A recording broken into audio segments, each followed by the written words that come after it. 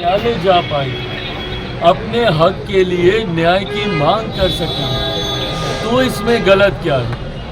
मैं मानता हूँ कि आज विपक्ष जो इसको लेकर एक भ्रम का माहौल खड़ा करने का प्रयास कर रहा है, महीने 2 महीने 3 महीने 4 महीने में अपने आप मुसलमान भाइयों को ये पता चल जाएगा कि इससे क्या सही में उनका कोई नुकसान हो रहा है या उनका भला हो रहा है। हमेशा की तरह जिस तरीके से विपक्ष उनको डराता रहा और पिछले 10 सालों में मोदी सरकार, केंद्र की हमारी एनडीए की सरकार के द्वारा लिए गए कानूनों को लेकर उनको डराने का काम करता रहा, पर इन 10-11 सालों में जनता और ख़ास तौर पे अल्पसंख्यक समाज इस बात को समझ चुका कि ऐसा कुछ नहीं हुआ।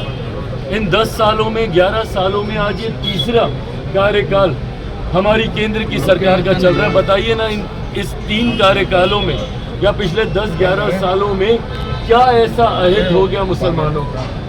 बल्कि जितनी गरीब कल्याण की योजनाएं हैं वो बिना किसी भेदभाव के समाज के हर वर्ग तक पहुंचाने का एक ईमानदार कार्य प्रयास हमारी सरकार ने किया। हमारी सरकार की सोच ही सबका साथ, सबका विकास, सबका विश्वास और सबका प्रयास की रही। और जो लोग चिराग पासवान या लोक जनशक्ति पार्टी रामविलास के ऊपर सवाल उठाते हैं, मैं उनको भी कहना चाहूँगा कि आपकी नाराज़गी मेरी सराखों पर कोई दिक्कत नहीं। आपकी नाराज़गी तो मेरे उस पिता से भी रही थी जब उन्होंने 2014 में एनडीए का साथ देने का काम किया। उस वक्त भी आप उनसे नाराज़ हुए थे, बिना इस बात को याद किए कि कैसे 2005 में उन्होंने अपनी पार्टी को समाप्त कर दिया, बिहार में मुस्लिम मुख्यमंत्री बने इस बात की दावेदारी पेश करते हुए। तो आपकी नाराज़गी मेरी सर आंखों पर, और मैं मुसलमान समाज के हर एक व्यक्ति से मैं कहना चाहूँ कि आपकी नाराज़गी मेरे सर आंखों पर हकीकत है कि मेरे नेता ने भी हमेशा समर्पण भाव से सामाजिक न्याय की लड़ाई लड़ने का काम किया था। मेरी रगों में भी उन्हीं का खून है, उन्हीं के संस्कार हैं। मैं भी उनकी उस सोच को उतनी ही ईमानदारी से आगे लेकर चलने का काम करूँगा। वक्त बताएगा कि चिराग पासवान के द्वारा लिए गए फैसले आपके हक में थे या नहीं थे, पर तब तक अगर आप मुझसे अपनी नाराज़गी भी अगर आप रखेंगे तो बस इतना याद ज़रूर रखिएगा कि चिराग पासवान का समर्पण न सिर्फ उस समाज के प्रति है, अल्पसंख्यक वर्ग के प्रति है, मुसलमानों के प्रति है, बल्कि उससे बड़ा समर्पण मेरे नेता में से जब एनडीए की सरकार कोई भी ऐसे कानून को लेकर आई है या ऐसे बिल लेकर आई है या ऐसे संशोधन लेकर आई है जिसने समाज के गरीब वर्ग को मुख्य धारा के साथ जोड़ने का कार्य किया, विपक्ष ने हमेशा क्या कर रहा है इसको लेकर भ्रम फैलाने का काम किया, फॉल्स नैरेटिव सेट करना। विपक्ष ने हमेशा अरुण जी को लग जाएगा इसलिए कर इस रहे हैं कार्य को करने का काम किया है। जितने भी दल हैं, इन लोगों ने जनता के बीच जाकर भ्रम फैलाना, झूठ बोलना, फॉल्स नैरेटिव सेट करना, निरंतरता में ये काम जितने भी विपक्ष के घटक दल हैं उनके द्वारा किया गया। क्या कर रहे हैं कृपा जी? उदाहरण के तौर पर जब सीए भी आया था उस वक्त जब हम करियर रहते थे आप पहला हाथ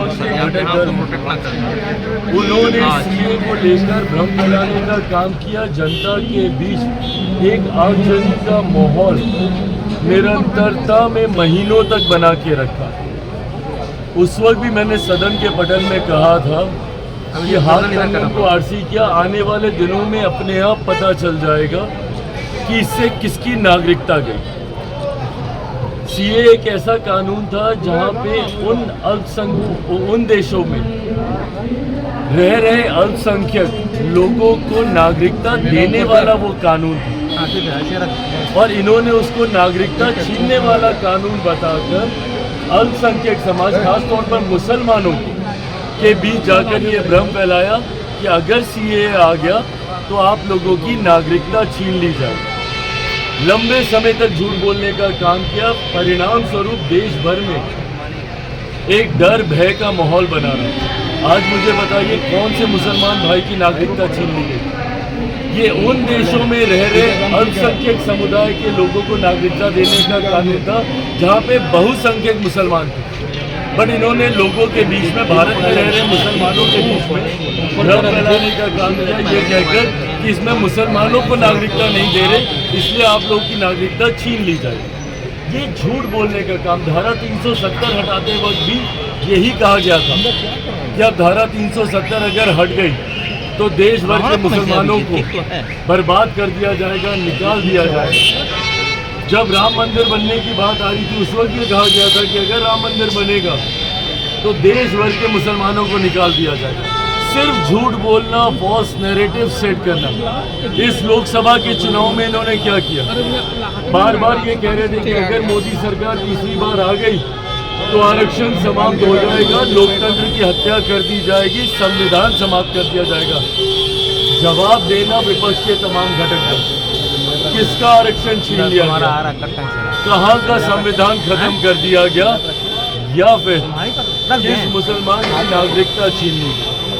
सिर्फ झूठ बोलकर, डर का माहौल बनाकर आप अपने वोट बैंक को संभाल के रखते हैं। ये सोच गलत है। आज पुनः ये जो संशोधन विधेयक आया है वक्फ को लेकर, पुनः इसमें झूठ बोला जा रहा है कि ये मुसलमानों के हित में नहीं है, मुसलमानों की जमीन को छीनने का ये काम है, जबकि स्पष्ट तौर से कहा गया है कि रेट्रोस्पेक्टिव इसमें किसी का भी अभी तक जिस भी मुसलमान की जमीन है या उस पर मस्जिद बनी हुई है उसको नहीं लिया जाएगा, उसको नहीं तोड़ा जाएगा। फिर भी उनके बीच जाकर ये भ्रम फैलाया जाए। और इसमें ये तक कहा गया है कि अगर कहीं पे विवाद चल रहा है किसी विषय जमीन को लेकर तो उसमें जो न्यायालय का फैसला आएगा वो सबको मान्य होगा। तो इसमें गलत कहाँ पे कोई करे? अगर किसी सिस्टम में कोई पारदर्शिता लेकर आ रहा है, अगर ट्रांसपेरेंसी अगर एक सिस्टम में लाई जा रही है तो इसमें गलत क्या है? अगर आप गरीब मुसलमानों को उनका हक देने का काम कर रहे हैं तो इसमें गलत क्या है? आज की तारीख में कई ऐसे मसले हैं जहां पे मुसलमानों की ज़मीन का विवाद ही वक्फ बोर्ड के साथ चल रहा है, पर अफसोस की बात यह है कि उनको न्याय